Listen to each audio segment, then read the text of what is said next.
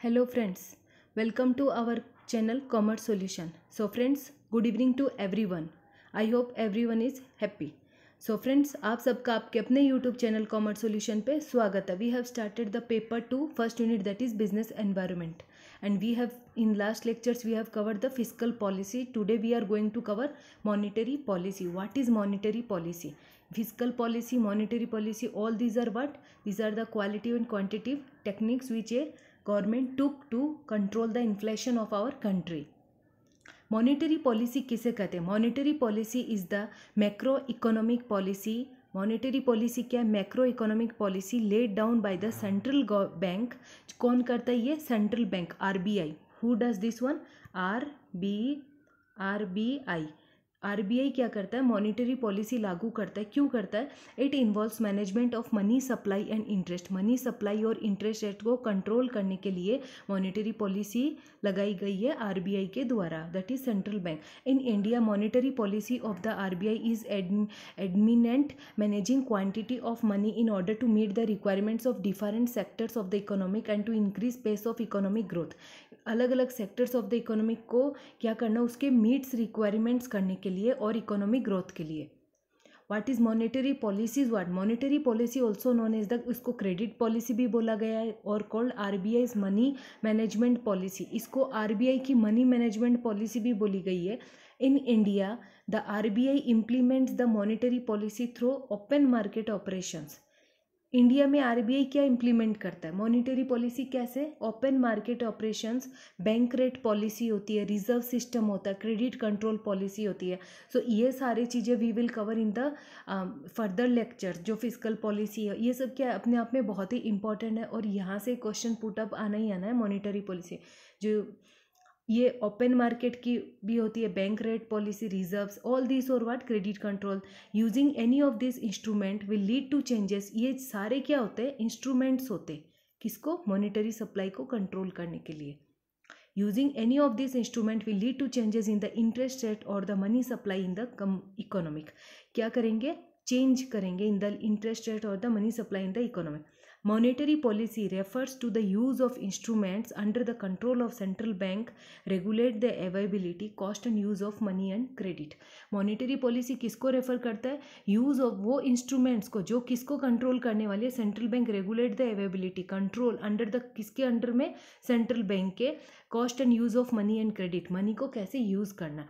According to RBI it is not so important. What are the now objectives of monetary policy? Objectives क्या क्या है? Rapid economic growth. Rapid economic growth, it is the most important objectives of monetary policy. ये सबसे important objective है क्या? Rapid economic growth. The monetary policy can influence economic growth by controlling real interest rate and it's resultant impact on the investment. वो क्या करते हैं? ये सबसे इंपॉर्टेंट है इकोनॉमिक ग्रोथ का. वो कंट्रोल करके इकोनॉमिक ग्रोथ को बढ़ाते और इन्वेस्टमेंट जहाँ करना वहाँ पे कर सकते हैं. B, the RBI provides easy credit policy. Credit easily credit available हो जाता है. आरबीआई किसको देती है? जो ये बैंक्स होती है ना, स्टेट बैंक्स, इन सबको क्या करती है? ये सेंट्रल बैंक, इनको क्या करती है आरबीआई? क्रेडिट पॉलिसी अपने तरीके से इजी हो जाती है और उनको क्रेडिट ग्रांट करती है. बाय रिड्यूसिंग द, जैसे इंटरेस्ट रेट रिड्यूस करना, the investment level in the cash economy can be encourage. The increase investment can speed up economic growth. अगर इंटरेस्ट रेट कम होगी तो इन्वेस्टमेंट ज़्यादा होगा और उससे इकोनॉमिक ग्रोथ फास्टर होगा. Economic growth is possible if the monetary policy succeeds in maintaining the income under price stability. Price stability होनी चाहिए और वो सक्सीड होनी चाहिए. Price stability, all the economic suffers from inflation. Price stable नहीं रहता ना, कभी ऊपर नीचे प्राइस रहती रहे तो वो क्या सफ़र करता है? Inflation and deflation. ये एक बहुत ही मेजर प्रॉब्लम है, इन्फ्लेशन एंड डिफ्लेशन. ये अपने आप में एक बहुत ही major problem. It can also be called as a price instability. Both inflations are harmful to the economic. Leaders to keep the values of money stable, help to reducing the income and wealth inequality. Income and wealth क्या? क्योंकि inflation बहुत ही harmful है economically और वो क्या करता है? क्या रिड्यूस करता है? इनइक्वालिटी. एक्सचेंज रेट, इसलिए प्राइस स्टेबिलिटी जरूरी है। Next is exchange rate stability. Exchange rate जो फॉरेन एक्सचेंज रेट है ना, उसमें stability. Exchange rate is the price of home currency, जो अपनी कंट्री की है, express in terms of foreign currency.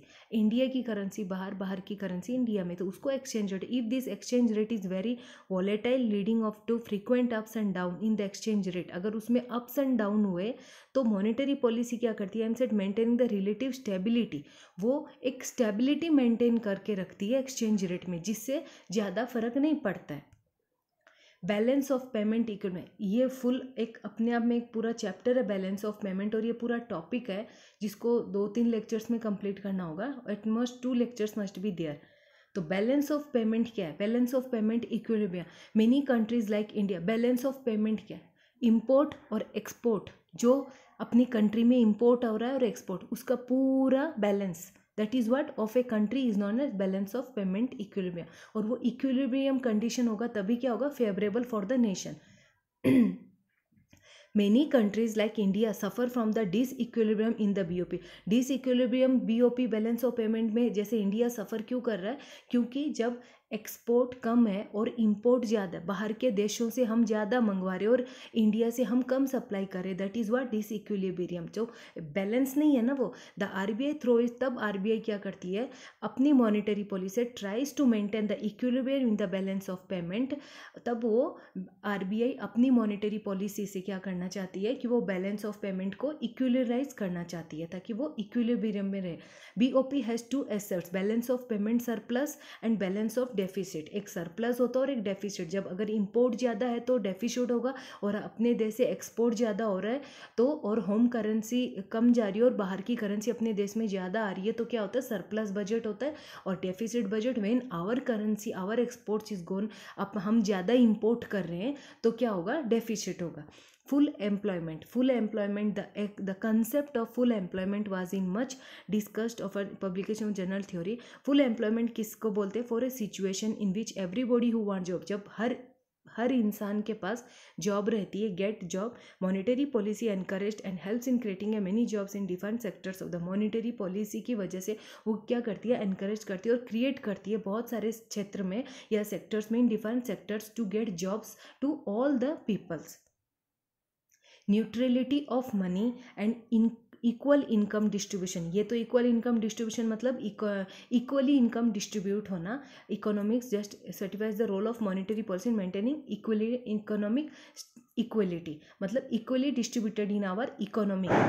Neutrality of money, economic such a विक एब्स्टरडन have always considered money as a passive factor. According to them, money should pay only a role of medium of exchange and not more than that. उनके अनुसार खाली एक role of medium of exchange होना चाहिए, जो कि money. So friends, आज के लिए बस इतना ही। If you want to join my Telegram channel, then please link is given in the description box. And friends, please motivate me and subscribe my channel so that I can bring new further videos for you. Thank you.